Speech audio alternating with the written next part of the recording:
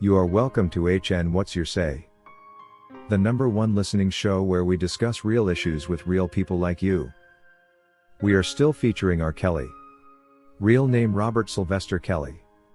Also known as the R&B King. In normal circumstances, whenever there is a trial, we imagine it all started with an accuser who reported to the police, and that the police in turn conducted a thorough investigation to confirm the accuser's claims. And that this evidence was presented by prosecution before an independent court, whose role is to analyze this information and materials, then compare with witness testimonies from both parties to determine whether it proves beyond reasonable doubt that the defendant did commit the alleged crimes. If any of these processes is skipped or in any way abused, then we would expect the judge presiding over the trial to regard it a mistrial, and either organize another one, or dismiss the case without prejudice. When it comes to R. Kelly's trial, the flow of things was rather different, and this was quite bothering for everyone that understands how legal matters are supposed to be handled. There are so many events that will show you R. Kelly could never have received a fair trial. The surviving R. Kelly docuseries, for example, which turned out to be a bogus defaming TV show, where non-victims such as Andrea Kelly and Sparkle were presented as survivors, and did a good job tarnishing the reputation of the R&B King, alleging abuse cases that never really happened. The good thing is that Jane's testimony during the Chicago trial helped burst their false testimony. However, this was too little too late, as the damage was already done. Another event that compromised the trial process was the illegal and inappropriate involvement of one of the lead prosecutors on this case with a principal witness, where passionate text messages were exchanged, as a result contempting the role of the government prosecution in the case.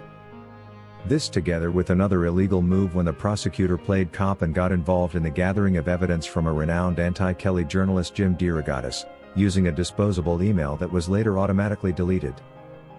Also important to note, the court was not as independent as should be.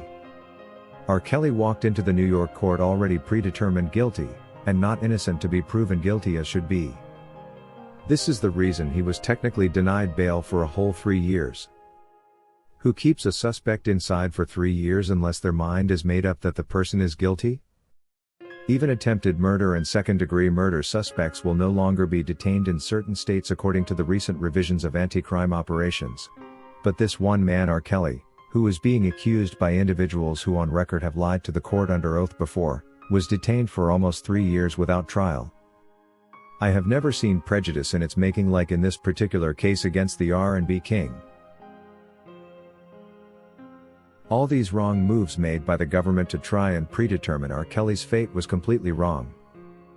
But what capped it all was the call out for accusers to come forward, which publicly made by the government prosecutor back in 2019.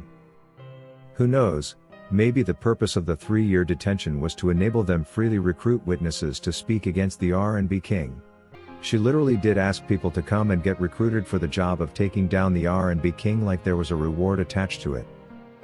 Well, to me, it sounded like there was a reward indeed. Since when has the government had to advertise for witnesses to come forward and accuse a suspect? No wonder Judge Donnelly is now rushing their restitutions of $300,000 as compensation for their role play. It's now payback time. It is so absurd to learn that the government, together with what was supposed to be an independent court, could conduct business like this. How are we to trust them ever again, knowing that when we turn suspects, which anybody is capable of becoming, especially when your skin color looks like R. Kelly's, the government will be running public campaigns to advertise so that people can come into the courtroom and speak all kinds of bad things about you? I think what they were left to do next was to run a commercial advert in the newspapers, just in case they were short of a witness. I had never imagined that the very government we serve could be at the center of running mudslinging campaigns against its own citizens who pay tax to ensure its existence. We are not saying R. Kelly shouldn't have been tried, but an unfair trial is 10 times worse than a conviction without trial. He was better off convicted without trial than to be subjected to such a boggy process that made him feel prejudiced to the core. According to Benjamin Opus, I find it quite naive of everyone not to see how much fabrication has taken place for this case to even go to trial. Even after Kelly lost the New York case, I know for sure whoever was behind it did a good job to send an innocent man to prison. This, however, does not seal R. Kelly's fate. Considering he performed quite well when it came to the Chicago trial, R. Kelly is now in a better position to pursue his appeal for the New York case. His character has been greatly untarnished, and considering he wasn't guilty of obstruction of justice, his lawyers could argue out that the 2008 trial should have stood, and that the retrial was not only prejudicial, but an act of double jeopardy against their client. According to GoodLife24, it's no surprise that the government would advertise for more and more accusers to come on board. If someone was really offended by R. Kelly, why would it take an advert of this nature for them to show up? They treated this man like he was guilty even before he received the wrongful conviction. R. Kelly was held in detention for approximately 3 years as an innocent man, considering he was not tried yet. Remember, he was arrested way back in 2019.